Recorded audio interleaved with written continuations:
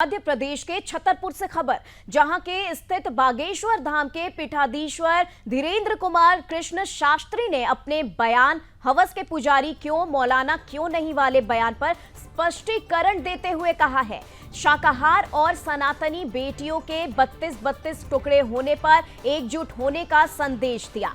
बागेश्वर धाम प्रमुख धीरेन्द्र कृष्ण शास्त्री ने बिहार के बोधगया में हवस के मौलवी को लेकर कहा था, जिस पर धर्म विशेष की आपत्ति के बाद उन्होंने उस बयान का मतलब समझाया है और साफ तौर पर आपत्ति जताने वालों को नालायक भी कहा है। उन्होंने कहा, हमारे बयान दिए गए बयान का मतलब सनातनियों को जगाने के उद्देश्य से था और जिस नेताजी को बुरा लग रहा है तो लगना भी चाहिए। हमें कोई दिक्कत नहीं है और सभी संत और पुजारी गलत नहीं होते, ऐसा उनका कहना है। बागेश्वर धाम के प्रमुख पंडित धीरेन्द्र कृष्ण शास्त्री ने सोमवार को बिहार के बोधगया में कथा दौरान अपने भक्तों को संबोधित करते हुए हिंदुओं से एकजुट होने की अपील भी की है। इसके साथ ही बागेश्वर बाबा कथा के दौरान बोले, मुसलमान अपने मौलवियों को कभी अपमानित नहीं करते, मुसलमान कभी भी अपने मौलवियों की बेइज्जती नहीं करते, लेकिन हम लोग करते हैं।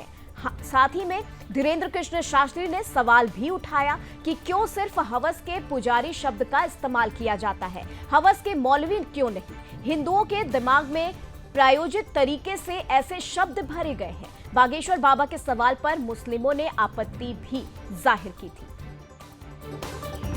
की देवी की मूर्ति बसपा पुजारी आपने बयान दिया, तो मौलाना ने अब आपत्ति जताई और कहा है कि उन्हें ऐसे बयान नहीं देना चाहिए। नालायक हैं, इनको ज्ञान नहीं है किसी भी प्रकार से। हमने किसी भी मजहब को या किसी भी धर्म गुरु को नहीं हमने बोला, हमने एक अपने सनातनियों को जगाने के लिए जो प्रायोजित तरीके से हमारे भारतीय सनातनी हिंदुओं का ब्रेन वॉश किया जाता, उसको हमने जागरूक हिंदुत्व के नाते, हिंदू के नाते हमने बताया है कि हवस का पुजारी पर क्यों होता है। बोलचाल में पुजारी हमारे सनातन धर्म का सबसे बड़ा पद है, सनातन धर्म में उसका सम्मान है, पूजा करते हैं। अच्छा, हवस का पादरी क्यों नहीं होता, हवस का मौलाना क्यों नहीं होता?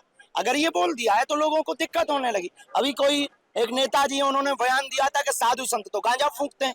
कोई अंसारी जी है, उन्होंने कहा कि महात्मा गांजा फूंकते हैं। ये बेफिजूली की बात है, महात्मा गांजा फूंकते, सब नहीं फूंकते। ऐसे तो अंसारी आतंकवादी होते हैं, पर सब नहीं होते हैं, पर कुछ होते हैं। तो ये सब पर आप टारगेट नहीं कर सकते। उसी प्रकार पुजारी कुछ गलत हो सकते, पर सब पुजारी गलत नहीं हो सकते ना। तो सबको टारगेट क्यों किया जाए? हवस का मौलाना क्यों नहीं हो सकता है? हम किसी भी मजहब के खिलाफ नहीं है, उनको बुरा नहीं मानना चाहिए। अगर किसी को बुरा लगा हो तो लगना चाहिए, उसमें हमको कोई दिक्कत नहीं। इजराइल के द्वारा आतंकी, ये भारत की यही सबसे बड़ी दिक्कत है। राष्ट्र विद्रोही, मानव द्रोही, इन लोगों का भारत के कुछ लोग सपोर्ट करते हैं।